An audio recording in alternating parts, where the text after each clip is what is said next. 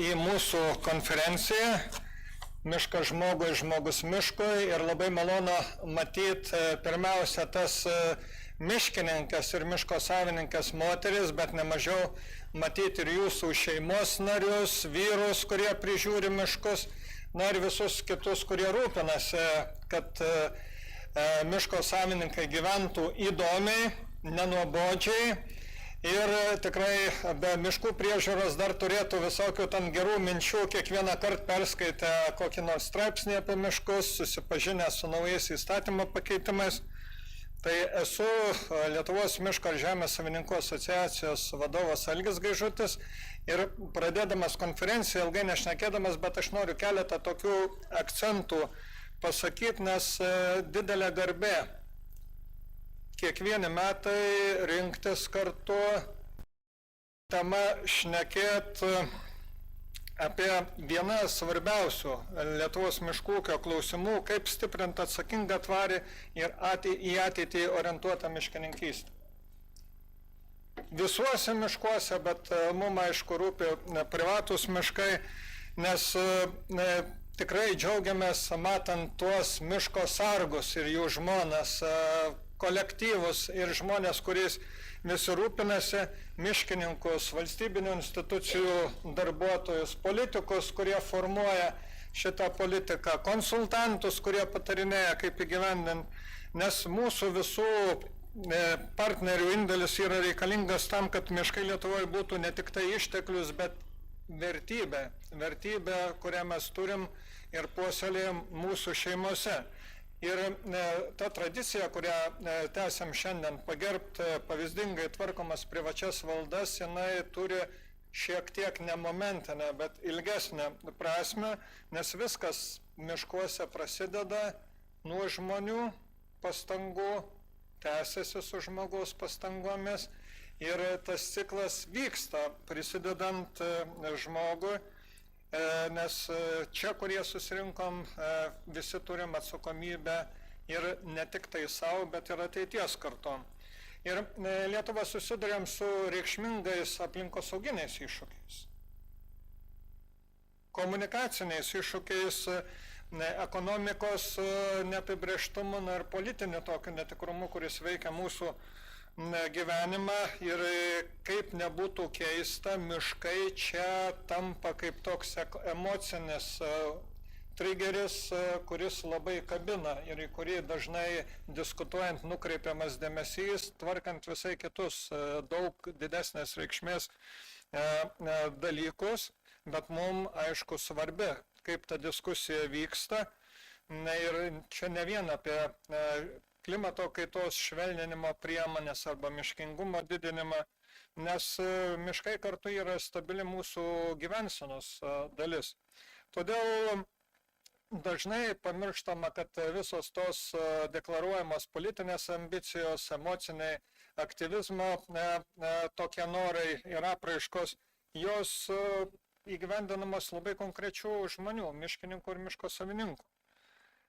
Ir todėl būtina prisiminti, kad miškus gausina, prižiūri, palaiko juos sveikatingais būtent tie žmonės, kurie projektuoja, kurie ateina su darbais ir kurie praktiškai rūpinasi mūsų visų žaliuoju turtu. Nes čia ne vien tik tai tas turtas, bet ir infrastruktūra ir kiti dalykai, todėl reikalinga ne tik tai pastangų, bet lėšų, žinių ir tarpusavio bendradarbiavimą, kad galima būtų, suprantant, ką darai, suprantant gamtos kaitą, tvarkytis su kylančiam rizikom ir gauti iš to naudos tiek savo, tiek valstybei.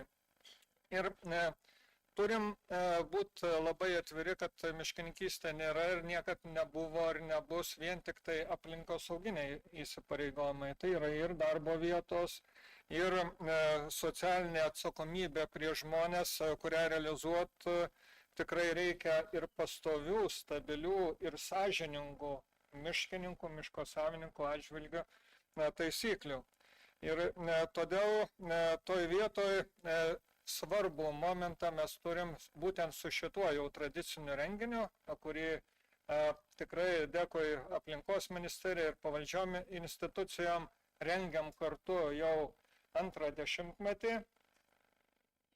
ir jisai tapo tokia mūsų bendruomenės kaip ir kultūrinė šventė, akcentų prieš metų šventės, prieš šventas Kalėdas ir naujųjų metų švenčia, nes susirinka žmonės, kurie supranta, kas yra atsakomybė, rūpestis, tvari miškininkystė. Na ir konkurso vertinimo rezultatai, Roma, ką tik tai pasveikinam, bet vienas iš aktyvių tų vertintojų ir tikrai garbingai, nes vertina sąžiningai kaip ir visi kiti, tai savininko požiūris komisija padeda išryškinti tuos, kuriem miškai iš tikrųjų rūpi. Ir rūpi ne vienadieniai, bet ilgiau, nes aš jį prižiūriu ir perduosiu geresnį ateities kartom. Todėl tas prižiūrėtos valdos, aiškios ribos, produktyvūs medynai, prižiūrėti jaunuolynai, na ir rekreacinė infrastruktūra, kitos iniciatyvos, jie rodo, kad labai didelė įvairovė mūsų yra valdose. Ir tai yra tikrai tikro, o nedeklaruojamo rūpesčio požymiai. Ir šiandien konferencijoje, aš galvoju, mes ne vien šnekėsim apie viską, aišku, apie tuos pasiekimus, apie problemas, bet taipogi ir apie ateitį. Ir matom čia ne vien tik tai, sakykime, grėsmės, bet turim ir daug optimizmo, kadangi miškai ir privatus miškai tampa tikrai brandus, gerai besitvarkantis, pasirengę inovacijom ir aktyvūs viešojoj diskusijoj. Todėl savininkai visada mes keliam vieną pagrindinę žinutę. Tik naudojami ir prižiūrimi miškai yra gyvybingi, atsparūs. Ir palikti mišką likimo valiai reiškia jį prarasti ilguoju laikotarpiu. Tvari miškininkystė yra būdas miškus išsaugoti, o ne juos kažkaip tai keistai galvojant sunaikinti.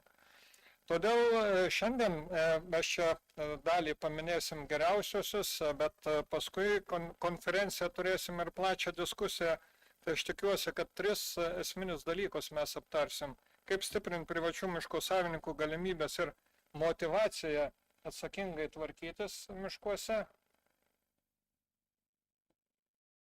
Antras, ir mūsų viceministras miškininkas po ilgo laiko sėdi šalia aplinkos apsaugos komiteto narių, kurie priiminės netrukus tuos sprendimus dėl miškų įstatymo, kaip sumažinti administracinės kliūtis ir sudaryti aiškias prognozuojamas sąlygas investicijom į tą tvarią miškininkystę. Prasmė investuoti pastangas, lėšas yra tada, kada tu matai, kad tom investicijom bus galima naudotis. Na ir trečia, kaip gerieji pavyzdžiai gali formuoti visuomenės supratimą apie miško priežiūros svarbą. Aš čia matau Angelę ir ne vien tik Angelę, kaip tikrai labai kruopščiai, nuoširdžiai besigilinantis į miškų ir miškininkų temas žurnalistus. Mums labai svarbu, kaip jūs interpretuojate ir kaip skleidžiat visuomenė šitos dalykus. Nes gal apibendrinant norėtųsi pasakyti, kad dėkui partneriam, dėkui valstybinės miškų tarnybos pareigūnam, kurie prisidėjo rekomenduodami ir kolegam mūsų iš visur, kurie patys siūlė ir siūlėsi dalyvauti šitam konkurse, mokslininkam, vertinimo komisijos nariam, nes jūsų dalyvavimas ir įsitraukimas rodo, kad privatus miškų ūkis yra svarbi nacionalinės politikos dalis, o kad jinai būtų kryptinga, mes todėl ir renkamės čia. Tai linkiu mums visiems nuoširdžios, dalykiškos tokios konferencijos, šilto pabendravimo, na ir įsinešti iš čia pačius geriausius įspūdžius, kad artėjant ateinantiem metam mes tikrai turėtumėm tokį užtikrintumą ateitim ir šnekėti tai, kad miškai yra profesionaliai prižiūrimi, ateities kartom ir draugiška Lietuvai naudinga miškininkystė mūsų šalyje yra vykdoma. Tai ačiū, kviečiu pradėti konferenciją ir konferencijos pradžiai aplodismentais pasitikit mūsų pirmą po ilgą laiko miškininką viceministrą. Tai gerbiamas Mačieža, prašom tart sveikinimo žodį.